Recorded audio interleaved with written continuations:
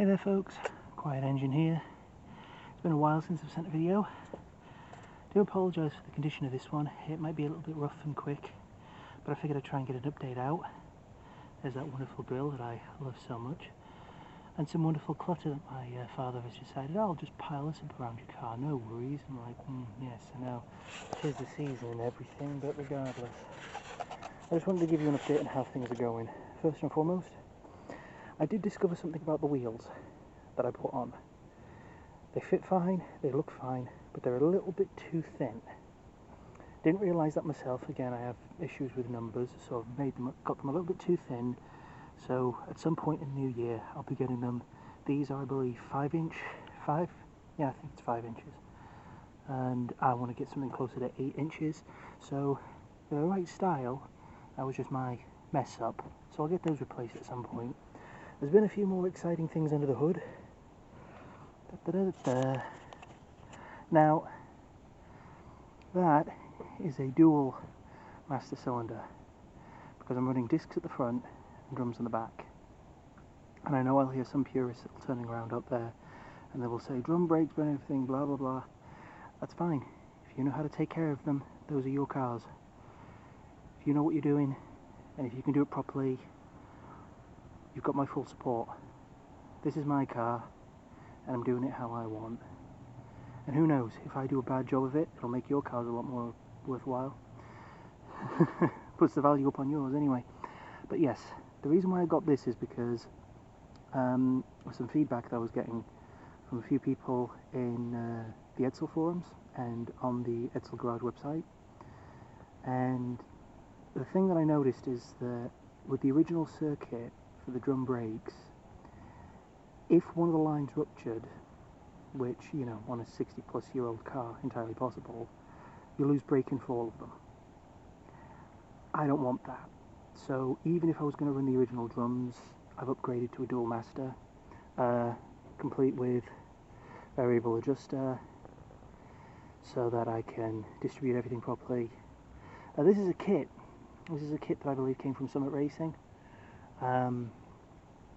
I'll try and find the code and the details and put it at the bottom. As you can see, it doesn't quite slot in properly. There's still a bit of a gap there. What I'll do is I'll machine a piece of metal to cover that up, make everything fit all neat and tidy. For those of you who have fit dual master cylinders, I do need to double check. How do I know that I've secured the actual brake push rods and such and everything that sits just in there?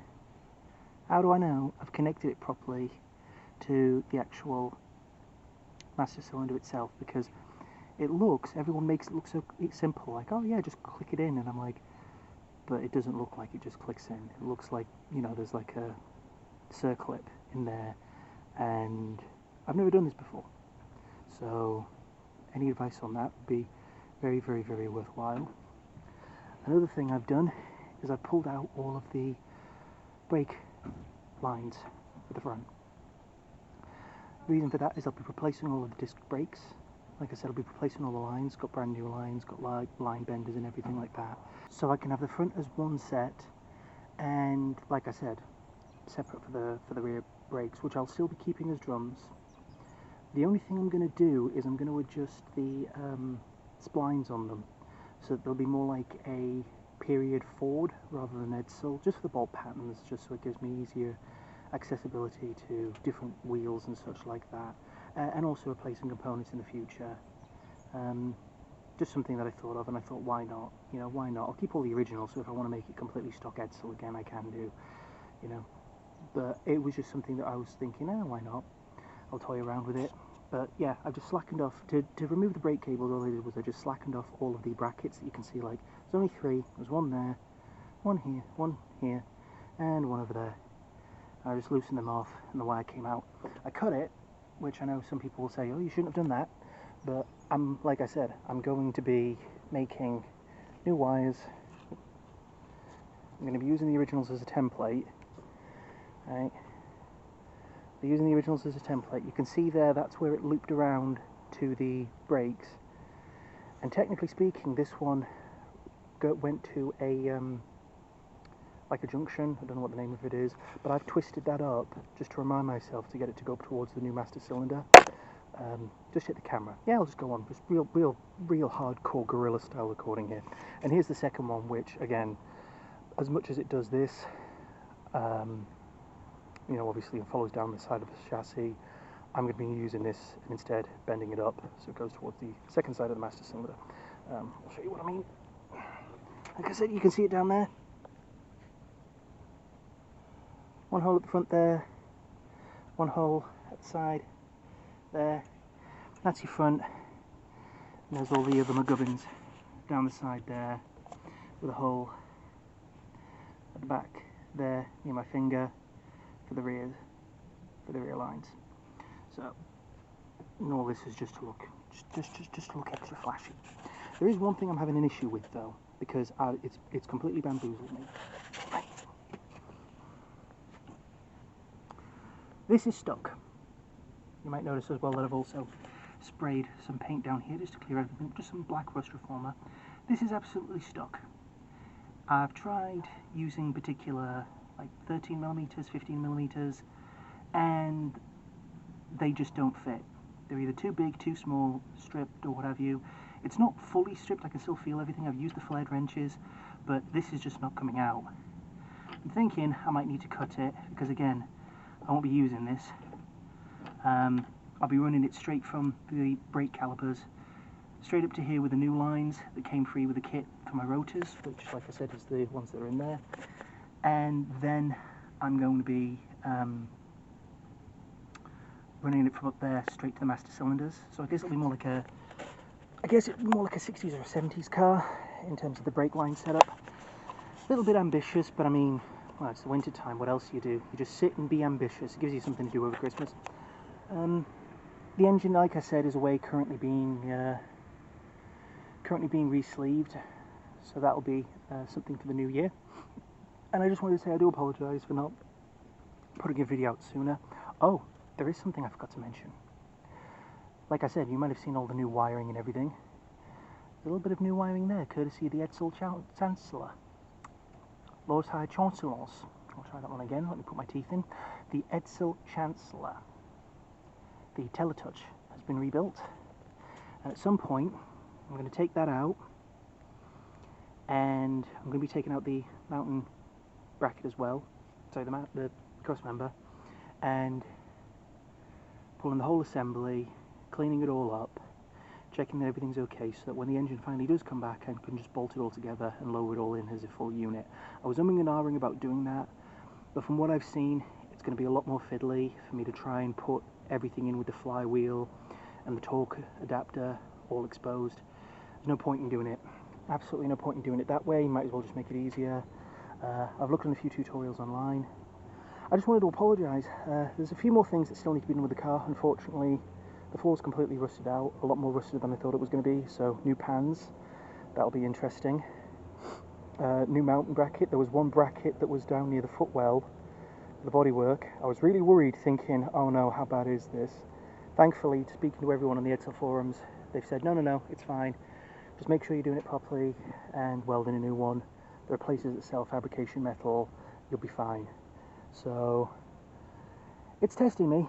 It's definitely testing me. It's giving me every difficulty that you could have thrown at you. I mean, the engine, I've completely torn the guts out of it. Fun little fact, if you're running the original 1958 Ranger, don't know if this applies, I don't think this applies to 58 Citations and Corsair models, and I don't know about Bermudas or Roundups.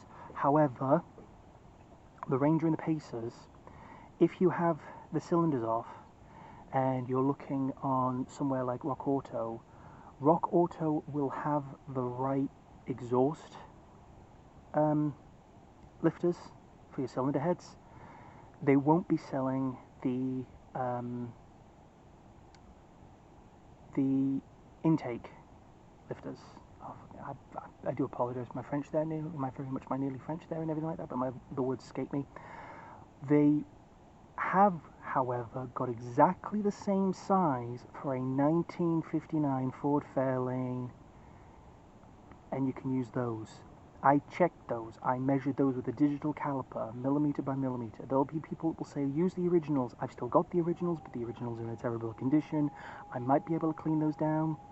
However, I have got the replacements for the cylinder heads. At some point, I'll get those all seated, make sure that they fit properly. There's a lot to do, and that's not even touching the exhaust system. But I thought it had been long overdue. I thought it was time for a video. If you're missing out on videos, there are a few places that I can recommend. One of them, as always, the one who got me started in doing all of this, Junkyard Hack. Junkyard Hack is the one that I absolutely say, follow them. They've managed to recently get their wonderful Biscayne, 1960 Chevy Biscayne, if you want to check that out. They've managed to get that rolling. So, well, they managed to get the everything running there, so that'll be interesting. I don't know what the heck that noise is. It sounds like they're filming an episode of Doctor Who over here.